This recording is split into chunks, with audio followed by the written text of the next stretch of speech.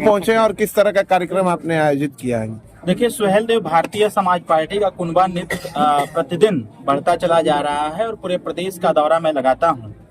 जिस प्रकार से सुहेलदेव भारतीय समाज पार्टी की विचारधारा, माननीय ओम प्रकाश राजभर जी की विचारधारा पर लोगों का विश्वास जमता जा रहा है, पूरे प्रदेश में सुहेलदेव भारतीय समाज पार्टी की सदस्यता सर्वस्व समाज के लोग लेने का काम कर रहे हैं।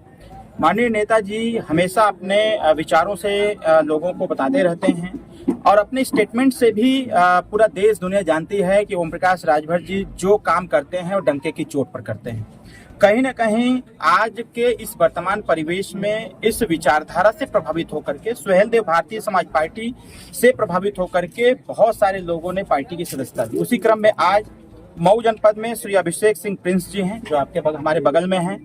आपके नेतृत्व में आज सैकड़ों हमारे युवा साथियों ने सुहेलदेव भारतीय समाज पार्टी की सदस्यता लिया, जो अलग अलग पार्टियों से रहे, कोई समाजवादी पार्टी से, कोई बहुजन समाज पार्टी से, कोई कांग्रेस पार्टी से। आज इस सदस्यता के कार्यक्रम में हमारे एमएलसी बिच्छलाल राजभर जी, मंत्री प्रतिनिधि भागु सिंह जी, हमारे जिले के संगठन प्रभारी श्री रुद्र प्रताप सिंह जी के अनुमति से, माननीय जिलाध्यक्ष रमेश राजभर जी के अनुमति से आज प्रिंस जी के नेतृत्व में सैकड़ों लोग, जो अभी आपके सामने सभी लोगों का स्वागत माला पहना करके पार्टी में किया गया, जिसमें पवन सिंह जी, शिवम दुबे जी, रोशन सिंह जी, सौरभ सिंह जी, अनंत मिश्रा जी, अविनाश सिंह जी, शिव प्रताप खरवार जी, विकास सिंह जी, अमित सिंह जी, कृपाल सिंह जी, अर्जुन सिंह जी, सत्यम सिंह, उषा सिंह, उमा सिंह जी, प्रिंस सिंह जी, अभिषेक सिंह जी, ऋषभ सिंह जी, इसके साथ साथ हमारे विवेक सिंह जी, बलबीर सिंह जी, हर्ष प्रताप सिंह जी, अक्षय प्रताप जी, अखंड प्रताप जी, दीपक सिंह जी, मोहन सिंह जी, ऐसे करके बहुत सारे साथी आज सुहेलदेव भारतीय समाज पार्टी की सदस्यता लिए हैं। और मुझे पूरा विश्वास है, जिस प्रकार से हमारे युवा समाज लामबंद हो रहा है सुहेलदेव भारतीय समाज पार्टी से, आने वाले समय में जिस प्रकार से पार्टी अपना संगठनात्मक विस्तार कर रही है और कार्यक्रम चला रही है, अगला कार्यक्रम हमारा फरवरी माह से उत्तर प्रदेश में हर जनपद में युवा महापंचायत करने का है और हमारे युवा प्रभावित होकर के सुहेलदेव भारतीय समाज पार्टी की सदस्यता ले रहे हैं।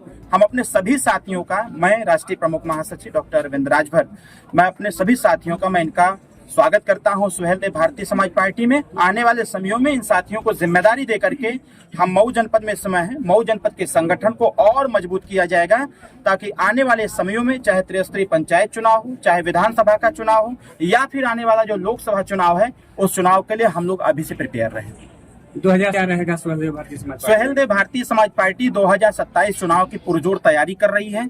हम अपने चुनिंदे विधानसभा, क्योंकि हम एनडीए गठबंधन के साथ हैं और एनडीए गठबंधन के साथ होने के साथ साथ हम उत्तर प्रदेश के चुनिंदे विधानसभाओं पर हम अपनी तैयारी कर रहे हैं। चुनिंदे विधानसभा लगभग 64 सीटें हैं। 64 सीटों पर सुहेलदेव भारतीय समाज पार्टी अपने कार्यकर्ताओं को लेकर के जमीनी स्तर पर, बूथ स्तर तक का संगठन बना चुकी है। अब उसकी संगठनात्मक समीक्षा चल रही है।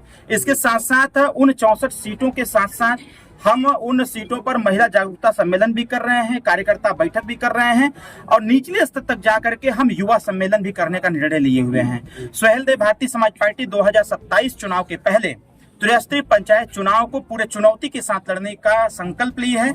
हमारा हर कार्यकर्ता त्रिस्तरीय पंचायत चुनाव के लिए तैयार है। आने वाले समयों में हमने यह प्रयास किया है, पार्टी से निर्णय लिया है कि आने वाले त्रिस्तरीय पंचायत चुनाव में इस बार युवाओं की भूमिका मैं बहुत ज्यादा देने का काम करूंगा, जिसमें हमारा युवा राजनीतिक नेतृत्व निकल करके सामने आवे, क्योंकि युवा ही देश की तकदीर और तस्वीर बदलने का काम करते हैं। तो त्रिस्तरीय पंचायत चुनाव में हम सबसे ज्यादा युवा प्रत्याशियों को चुनाव लड़ाने का निर्णय लेंगे।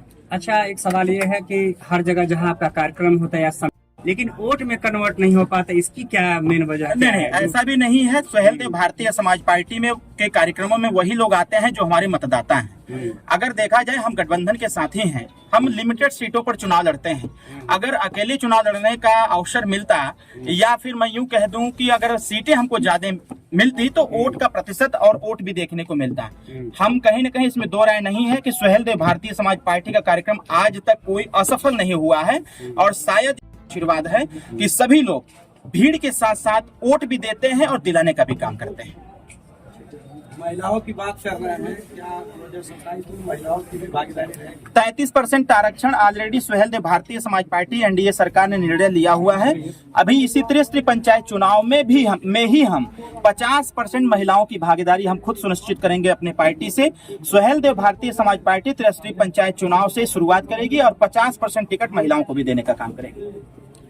2024 को जीरो पॉवर्टी स्कीम को लागू किया और जीरो पॉवर्टी स्कीम को लागू करने के साथ साथ कमेटी भी तैयार हुई है। निचले स्तर पर, ग्रामीण स्तर पर जाकर के सर्वे किया जा रहा है और सर्वे में जो भी पात्र लोग हैं, ऐसे लोगों की सूची तैयार हो रही है। इसके साथ साथ एक यह भी हम लोगों को सूचना प्राप्त हो रही है, कुछ अधिकारी जो समाजवादी पार्टी से प्रभावित हैं, कुछ अधिकारी जो बहुजन समाज पार्टी से प्रभावित हैं, ऐसे लोग, ऐसे पात्र लोगों का नाम उस सूची में नहीं दर्ज कर रहे हैं। तो इसके लिए भी सुहेलदेव भारतीय समाज पार्टी, क्योंकि पंचायती राज मंत्री माननीय ओम प्रकाश राजभर जी हैं, तो सुहेलदेव भारतीय समाज पार्टी के कार्यकर्ता ही मिल करके जिन लोगों को अधिकारियों ने अपात्र घोषित कर दिया है, ऐसे लोगों का फार्म भरवा करके, उनके घर के सामने का कलर फोटो लेकर के, उनका आधार कार्ड लेकर के, पंचायत राज विभाग अपने कार्यालय से ही लिस्ट बना करके उसकी भौतिक निरीक्षण करा करके, ऐसे जो पात्र लोग हैं जिनको अधिकारियों ने अपात्र घोषित कर दिया है, ऐसे लोगों को पात्रता सूची में लिया जाएगा। उसमें कुछ लोग कह रहे हैं कि जो फार्म जो भरा रहे गलती फार्म, इसका कोई मान नहीं होगा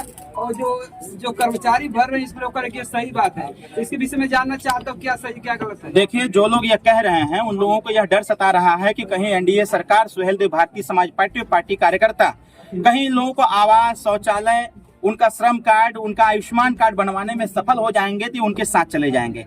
कहीं न कहीं उनके जो मतदाता हैं, वो मतदाता परसेंटेज जो घटती नजर आ रही है, उसी से भयभीत होकर के वो समाज में इस प्रकार की स्थिति उत्पन्न करना चाहते हैं। लेकिन पत्रकार साथियों, आपके माध्यम से हम स्पष्ट रूप से कहना चाहेंगे कि किसी प्रकार के भ्रम में रहने की आवश्यकता नहीं है। जीरो पॉवर्टी स्कीम यह डॉक्टर BR अम्बेडकर साहब की ड्रीम प्रोजेक्ट थी, महात्मा गांधी जी का ड्रीम प्रोजेक्ट था, सरदार वल्लभ भाई पटेल का ड्रीम प्रोजेक्ट था। उस प्रोजेक्ट को माननीय मुख्यमंत्री जी ने धरातल पर ला करके जनता के प्रति जवाबदेही तय किया है। इसके साथ साथ जो हमारे बेरोजगार युवा साथी हैं, अभी कैबिनेट, प्रयागराज के कैबिनेट में भी यह फैसला लिया गया कि जो हमारे बेरोजगार युवा हैं, जो कक्षा 8 पास हैं और 40 वर्ष की अवस्था अगर उनकी अंदर है, तो उनको 5 लाख रुपए का लोन बिना गारंटी के, बिना ब्याज के उपलब्ध कराया जाएगा, जिससे कि वो अपना छोटा मोटा रोजगार चालू कर सके और बेरोजगारी को दूर कर सके।